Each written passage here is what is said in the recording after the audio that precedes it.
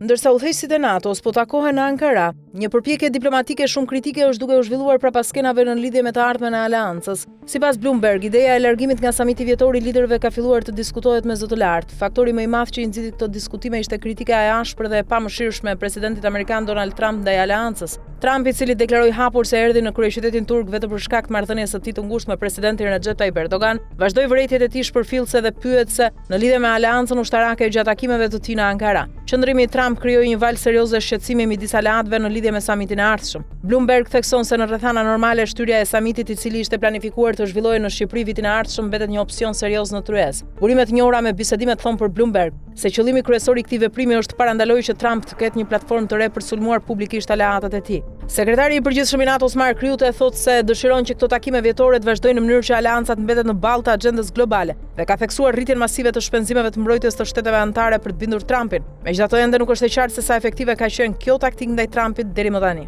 Dëshira për të shtyrë samitin nuk është vetëm për shkak të retorikës së ashpër personale të Trump, por edhe buxheti i vendit pritës të radhës Shqipërisë po krijon shqetësim brenda aleancës. Shqipëria ka një profil që deri vonë nuk ka arritur të përmbushë angazhimin e kahershëm të NATO-s për të ndarë të paktën 2% të prodhimit brendshëm bruto për mbrojtjen. Duke vendosur atë ndër vendet me shpenzimet më të ulta të aleancës, thuhet në citimin e Bloomberg. Udhëheqësit kanë frikë se kjo situatë do ta shtyjë Trumpin të ushtrojë më tej presion mbi aleancën për pabarazim buxhetore. Manifestimi më konkret i tensionit strategjik qëndron në komunikatën përfundimtare të samitit të Ankaras, ku sipas një burimi të njohur me draftin e tekstit, komunikata nuk bën asnjë referencë për datën ose vendodhjen e samitit të ardhshëm. Shpjegimi më i qartë institucional se si do të zhvillohet procesi erdhi nga zyrtari i lartë ushtarak i NATO-s Giuseppe Cavo Dragnone. Duke folur për Bloomberg TV, Dragnone konfirmoi se samiti do të mbahej në Shqipëri, ndërsa pranoi zyrtarisht se koha e takimit, nëse do të zhvillohet vitin tjetër apo vitin pas, ishte aktualisht në debat të nxehtë brenda aleancës. Në një kohë kur rreziqet gjeopolitike janë në kulmin e tyre në lindjen e mesme dhe Europën lindore. Fakti që NATO ka arritur në pikën e ndryshimit të orarit institucional për të menaxhuar marrëdhënien me SBA,